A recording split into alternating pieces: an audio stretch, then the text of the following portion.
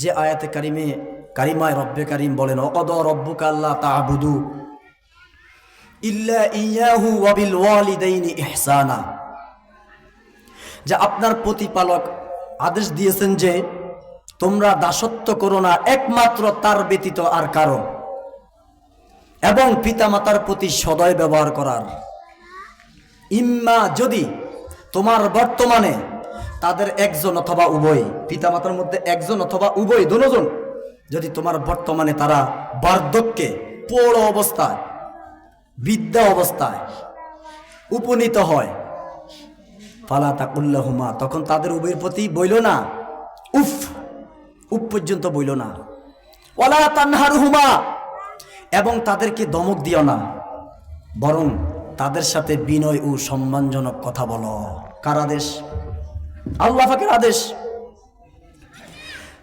তারপরের অংশে কি বলেন? ওয়াকফিদ লাহুমা জানাহা যুল্লি মিনার রাহমাতি ওয়া কুর রাব্বিরহামহুমা কামা রাব্বায়ানি সগীরা, আর তাদের সামনে দয়ার সাথে তোমার বিনয়ের বাহু বিছিয়ে দাও, আর বলো হে প্রতিপালক তাদের উভয়ের প্রতি আপনি রহম করুন, তারা যেমনই ভাবে আমাকে লালন পালন করেছে শৈশবে। এ জগতে মানুষের অস্তিত্বের দুটি উপায় বা উসিলা বিদ্যমান, একটি হলো আল্লাহ পাক তথা সৃষ্টিকর্তা, আর দ্বিতীয়টি হলো পিতামাতা। আমাদের প্রকৃত স্রষ্টা হলেন আল্লাহ তাআলা, কিন্তু এই জগতে পদার্পণের উসিলা হলেন একমাত্র পিতামাতা। কাজেই ইবাদত বন্দেগীর পরেই আল্লাহ পাক পিতামাতার সাথে উত্তম ব্যবহার করার কথা উল্লেখ করেছেন। তাদের সাথে এমন নম্র আচরণ করতে হবে যেন তোমাদের কোনো ব্যবহারে তারা দুঃখ পেয়ে উফ শব্দটুকু না বলে। সুতরাং পিতামাতার সেবা শুশ্রূষা ও তাদের সাথে সদাচার করা আমাদের অবশ্য কর্তব্য। আয়াতের প্রতি একটু লক্ষ্য করেন। ওয়াকাদা রাব্বুকা আল্লা তা'বুদু ইল্লা ইয়াহু ওয়া বিল ওয়ালিদাইনি, আগে পিতামাতা পরে ইহসানা। অতঃপর আয়াতে ইহসান সদাচরণ আগে না বলে ওয়ালিদাইন পিতামাতা আগে বলা হয়েছে, এবং ইহসান শব্দটি নাকেরা করা হয়েছে, অনির্দিষ্টবাচক আনা হয়েছে। ব্যাখ্যাকারীদের মতে এই তিনটি বিষয় পিতামাতার সাথে সদাচরণকে সর্বোচ্চ গুরুত্ব এবং অগ্রাধিকার প্রদানের অকাট্য দলিল স্বরূপ। দেখেন, আল্লাহ জাল্লে জালালুহু আম্মা নাওয়ালুহু, তিনি ইচ্ছা করলে আমাদেরকে পিতামাতা ব্যতীতও প্রেরণ করতে পারতেন না? যেমন হযরত আদম আলাইহিস সালামকে প্রেরণ করেছেন, এমনকি তিনি ইচ্ছা করলে আমাদেরকে পিতা ব্যতীতও প্রেরণ করতে পারতেন, যেমন হযরত ঈসা আলাইহিস সালামকে প্রেরণ করেছেন পিতা ব্যতীত, ঠিক কিনা? কবি বলেন বেফেদর ফর জিন্দা ফায়দা উ কোনাদ তিফলে রাদর মাহদে গুয়া উ কোনাদ, বেফেদর ফর জিন্দা ফায়দা উ কোনাদ তিফলে রাদর মাহদে গুয়া উ কোনাদ। মহাপরাক্রমশালী প্রভু তিনি পিতাবিহীন সন্তান সৃষ্টি করেন এবং দোলনার শিশুর মুখেও বাক্য লাভের শক্তি দান করেন। সুবহানাল্লাহ। অবশ্য তিনি দু একটি ব্যতীত ওইরূপ অলৌকিক ঘটনার উদ্ভব না করে আমাদেরকে পিতামাতার জন্মের উসিলা করে পিতামাতার আদর স্নেহ আমাদের নসিব করেছেন। কাজেই সন্তানের উচিত পিতামাতার সাথে সৎ ব্যবহার করা, কারণ তারা উভয় সন্তানের প্রতি দুষ্প্রাপ্য ও দুর্লভ নিয়ামত। প্রকৃতপক্ষে সন্তানরা পিতামাতারই দেহ অংশ। নবী করিম সাল্লাল্লাহু আলাইহি সাল্লাম বলেন ফাতিমাতু বুদআতুম মিন্নি, ফাতিমা আমার দেহের অংশ মাত্র। কাজে কোনো বস্তুর অংশ তার মূলের প্রতি অবশ্যই শ্রদ্ধাশীল হবে। কয়েকটি প্রশ্ন উত্তর।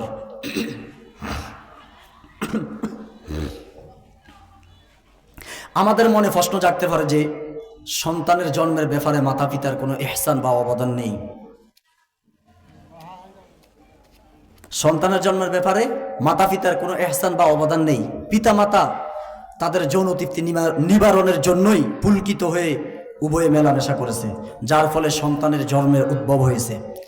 এর সপক্ষে কোনো দার্শনিক বলেছেন ওয়াহুয়াল্লাযী আদখালানি আলিমাল কাউনি ওয়াল ফাসাদি ওয়া আরদানি লিল মাউতি ওয়াল ফাকরি, অর্থাৎ আমার বাবাই আমাকে ফিতনার ভূমিতে প্রবেশ করিয়েছে। এই জগতে যত যন্ত্রণা অভাব অভিযোগে ভুগছি এটা পিতার কারণেই। আবার একদিন মৃত্যু সুরের যন্ত্রণা পিতার কারণেই, কারণ তিনি জন্ম না দিলে আমাদের জগতে আগমন ঘটতো না, আর মৃত্যু যন্ত্রণা ভোগ করতে হতো না। বিখ্যাত দার্শনিক আবুল আলা মারুরিকে প্রশ্ন করা হলো, মৃত্যুর পর আপনার কবরে কি লেখা হবে? উত্তরে তিনি বললেন, এই কবিতাটি লিখবে, হাদা জুনাহু আবি আলাইয়া ওমা জানাইতু আলা আহাদিন, যে আমি আমার পিতার পাপের কারণেই কবরে শুয়ে থাকছি, কারণ মৃত্যু যন্ত্রণা ভোগ করতে হবে এমন কোনো অন্যায় বা পাপ আমি করিনি। কথাগুলো একটু খুব মনোযোগ দিয়ে শোনার চেষ্টা করেন। উপর্যুক্ত সম্বলিত অভিযোগগুলোর জবাব হলো, মাতা তাদের প্রেম নিবেদনের মাধ্যমে আপাতত সুখ ভোগের ফলে যদিও আমাদের জন্ম ও সৃষ্টি, কিন্তু জন্মের পর থেকে, শিশুকাল থেকে, কথা বুঝতেছেন না আপনারা? একটু হাবা না বইলেন, এর দ্বারা ফায়দা আছে, তখন বুঝবো আমি যে আপনারা মনোযোগ দিতেছেন। কারণ পিতা মাতা জন্মের পর থেকে, শিশু থেকে, শিশুকাল থেকে শুরু করে যৌবনকাল পর্যন্ত আমাদেরকে যে কত কষ্ট করে লালন পালন করেছেন, এর প্রতিদান ভুলার মতো না, ঠিক কিনা? এই যে মাঘমাইয়া শীত না এখন, এই মাঘমাইয়া শীতের মধ্যে মাতা সন্তান পেশাব পায়খানা কইরা সব শেষ করে দিছে, কিন্তু মা কি করছে? শুকনো স্থানে সন্তানকে রাইখা ভিজা স্থানে মা শুইছে। কারণ সব তো ভিজা, শুইবে কই? 2 মিনিট পর পরে তো আপনি মেশিন ছাড়ি দেন, ঠিক না বাবা? একটু আওয়াজ দিতে হইব। মনে কষ্ট নিতেছেন? মাশাল্লাহ মাশাল্লাহ, আপনারা আসলে ভালো মানুষ, সরল সোজা, কথা বলতেও মজা। যাই হোক, যে কথাটা বলতেছিলাম, তো কোরআনে কারিমের আরেকটা আয়াত শুনেন, ওয়াইজ ক্বালা ইব্রাহিমু লিআবিহি আযারা আতাত্তাখিযু আসনামান আলিহা ইন্নী আরাকা ওয়া কওমাকা ফী দালালিম মুবিন। আর স্মরণ করুন যখন হযরত ইব্রাহিম আলাইহিস সালাম তার পিতা আজরকে বলেছিলেন যে আপনি কি এই মূর্তিগুলোকে ইলাহ রূপে গ্রহণ করেন, কবুল করেন? ইন্নী আরাকা, নিশ্চয় আমি আপনাকে এবং আপনার সম্প্রদায়কে সুস্পষ্ট গুমরাহিতে নিমজ্জিত দেখতে পাচ্ছি।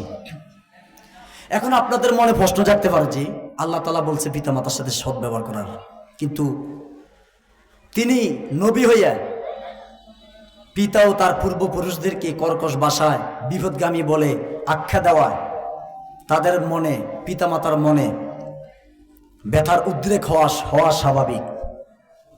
এর কি উত্তর হতে পারে? এর উত্তর যদি দেখতে চাই তাহলে আমরা শুরুতে আবার আয়াতে যাইতে হইব, ওয়াকাদা রাব্বুকা আল্লা তা'বুদু ইল্লা ইয়্যাহু ওয়া বিল ওয়ালিদাইনি ইহসানা। আয়াতের শুরুতে আল্লাহ কার ইবাদতের কথা বলছেন?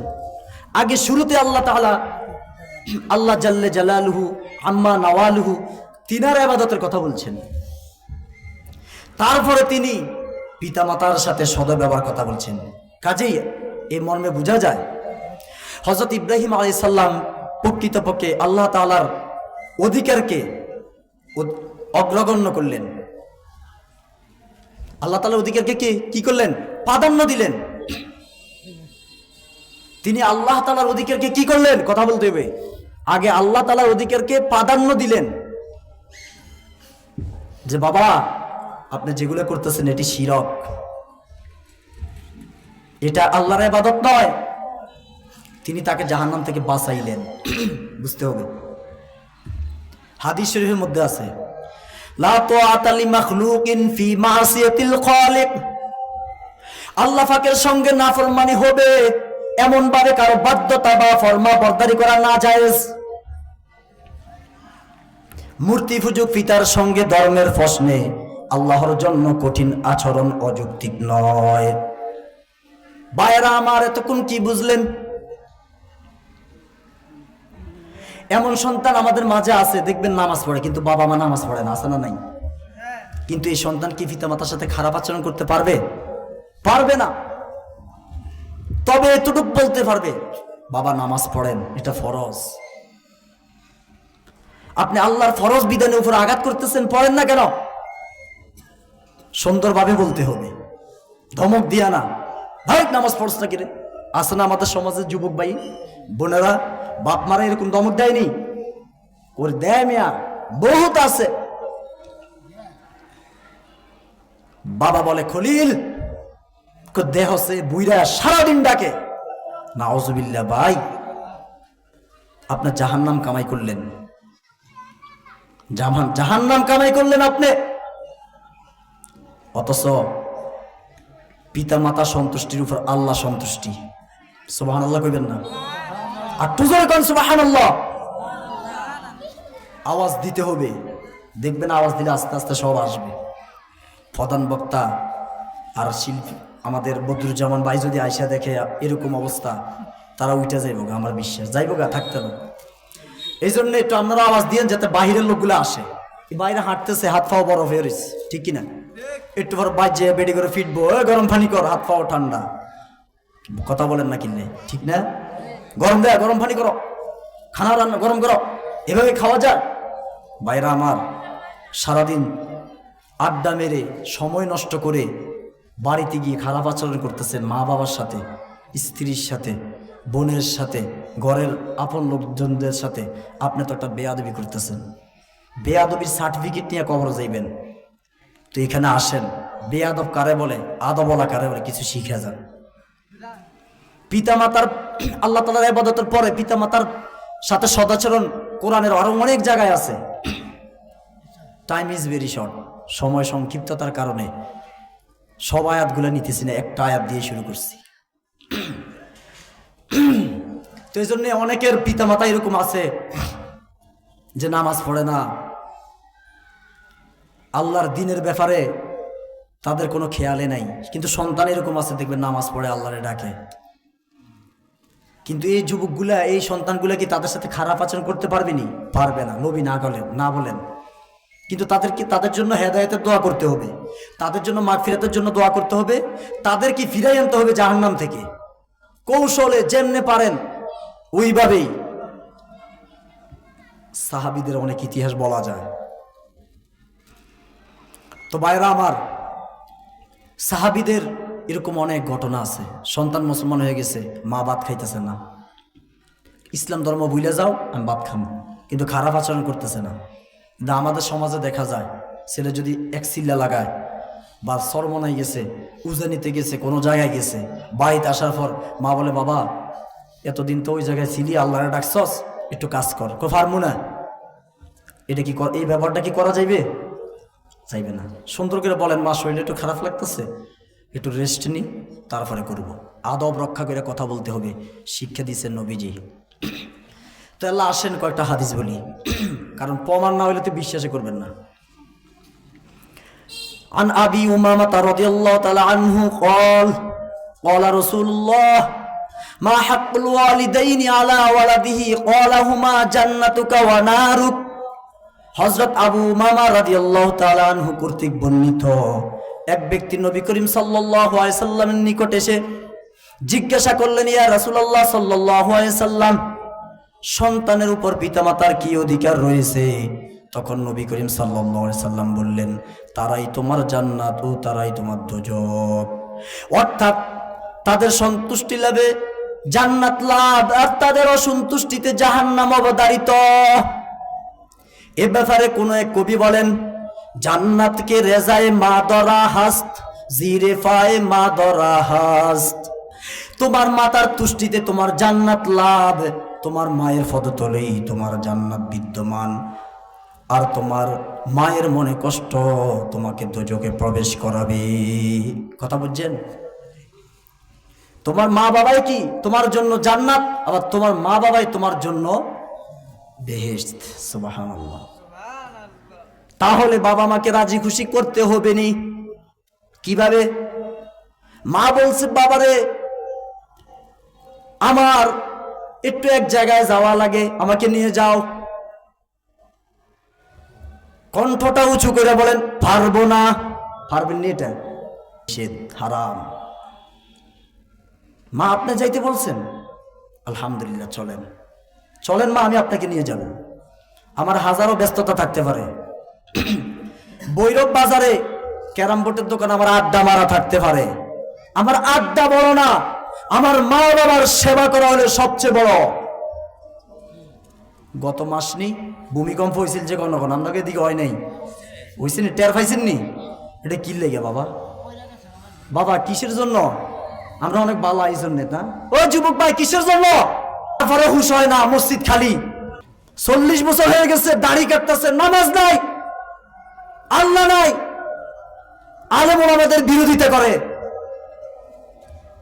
কেউ ভাই একটা লোক মাদ্রাসায় পড়ে নাই, কিন্তু মাদ্রাসার জামা কাপড় মানে পাঞ্জাবি টুপি লাগাইছে, চুরি করছে। এখন আপনি কি কইবেন হুজুররা চোর? এই লোকরা আগে যাচাই করে না হুজুর কিনা। একজন আলেম সে মাদ্রাসার কাছেও যায় নাই, দাবি করে বসে আলেম, কি জান বাঁচাইতো, এরকম আছে না ঘটনা? কিন্তু ওনার উসিল্লায়, ওনার মধ্য দিয়া হাজার হাজার আলেমরে গালি দিতেছি আমরা, জাহান্নাম কামাইতেছেন। ওয়াস্ত প্রতিদিন হইতো না, আর প্রতিদিন এই সুযোগ আমি পাবো করা। আপনাদের এলাকায় আমি কি প্রতিদিন থাকতে পারবো? মেহমানদারি সিস্টেম 3 দিন, হেরফার আর রাখবেন? একদিনও রাখতে চায় না, এখন এমন দিন আইছে, ঠিক না? যাই হোক যুবক ভাই বোনেরা, আপনাদেরকে বলতেছি, মাইয়ারে শখ কইরা বাপের স্বপ্ন, মায়ের স্বপ্ন, বড় কলামিস্ট বানাইবে, বড় শিক্ষিতা বানাইবে, ক্ষেত বিক্রি কইরা ঢাকা ভার্সিটি ভর্তি করছে, ছুটিতে বাড়িতে আসছে, মার দিকে নেক নজরে তাকাইব, হজের সওয়াব আমল লইব, আমল নামায় সওয়াব জমা করবে, মাইয়াদের আরো গরম। শহরে থাকছে তো বুঝেন না, বিল্ডিং এ থাকছে, বাড়ি তৈল সনের ঘর, মাটির ঘর। নরসিংদী মাটির ঘর নাই? আছে। তো এই মাটির ঘরে থাকলে মেয়ের ভালো লাগে না। মা কয়ে আমার কলিজার টুকরা আসো, খাও মা। কার সরানেটি খাবো না, আমার ভালো লাগে না জায়গা, আমি শহরে থাকবো। 2 ফোঁটা চোখের পানি মা ছেড়ে দিল, কাঁদে আল্লাহ, এত কষ্ট আর পাই নাই। আসমানের দিকে মা তাকায়া কাঁদে, আল্লাহ গো, এতটুক থাকতে কোলে ফিটে কইরা দুধ খাওয়ায়া কত কষ্ট করে লালন পালন করে বড় করছি, বড় একজন শিক্ষিতা হবে বড় আশা নিয়ে জমি জামা বিক্রি করে ঢাকা পাঠাইলাম। আর ওই জায়গা থেকে কি আদর্শটা শিখাইছে, মার সাথে গরম, বাবার সাথে গরম, তার নাকি এগুলা কিছুই ভালো লাগে না। ডাক দিয়া বলবি, মধ্যনগরের ও রায়পুরার মানুষরা শুনো, স্কুল কলেজ ভার্সিটি পড়ালেখার বিরুদ্ধে বলি না, একটা কথাই বলি, সেখানে কিন্তু রসুলের আদর্শ শিক্ষা দেওয়া হয় না, এটা চ্যালেঞ্জ। ওইখানে শিক্ষা দেওয়া হয় বন্ধু বান্ধবের সাথে আড্ডা মারা, অশালীন যত কার্যকলাপ আছে সেগুলা করা, ময় মুরব্বী সহ পিতামাতার সাথে খারাপ আচরণ করা, নামাজ ছেড়ে দেওয়া, বেপরদা হয়ে চলা। একটা মেয়ে 10 জন হাজবেন্ড লইয়া ঘুরা।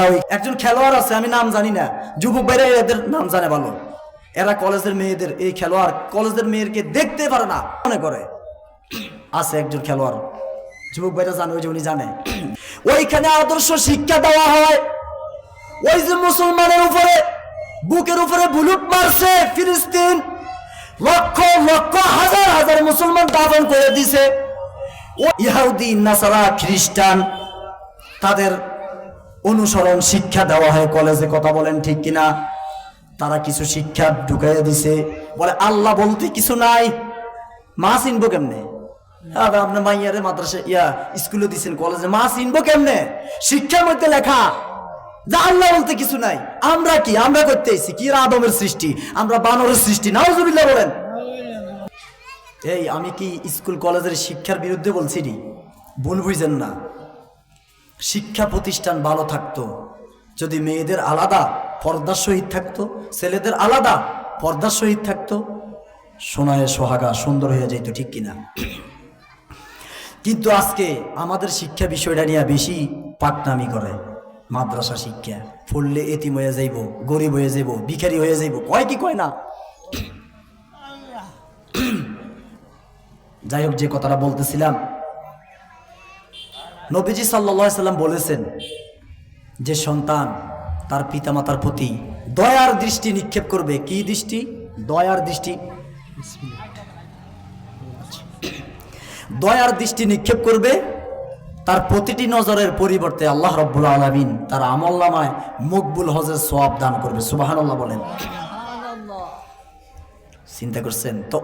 উপবিষ্ট সাহাবীরা জিজ্ঞাসা করলো, ইয়া রাসূলুল্লাহ, এই সন্তান যদি দৈনিক 100 বার তাকায়, বলে 100 হজের সওয়াব পাইবে, কিন্তু আপনি এমন শিক্ষা ঢুকাই দিছেন আপনার দিকে সে দয়ার দৃষ্টি তো দূরের কথা, গরম হইয়া তাকায়। মানে তাকাইছে মনে হন ইন্দুর বান্ধব তাকায় রয়েছে। চোখ বড় করে দেখবেন, এই যে ইন্দুর বান্ধব দেখেন এমনি তাকায় থাকে মাঝে মাঝে, বিলাই, কুকুর, শকুর। কারণ ওই যে আমাদের সন্তানগুলো হয়েছে বিলাই, কুকুর, শুকর পরিণত। কারণ আল্লাহ কোরআনে বলছে, মানুষ তুমি যদি আমার দিন থেকে বাইর হয়ে যাও, তুমি মানুষ থাকবা না, তুমি ওই কুকুর শুকুরে পরিণত হইবে। ভাইরা আমার, আরেকটা হাদিস শুনেন। সালাসু দাওয়াতিন মুস্তাজাবাতিন লা শাক্কা ফীহি দাওয়াতুল মাজলুমি ওয়া দাওয়াতুল মুসাফিরি ওয়া দাওয়াতুল ওয়ালিদি লিওয়ালাদি। 3 ব্যক্তির প্রার্থনা আল্লাহ তাআলার নিকট অবশ্যই গৃহীত হয়ে থাকে। কয় ব্যক্তি?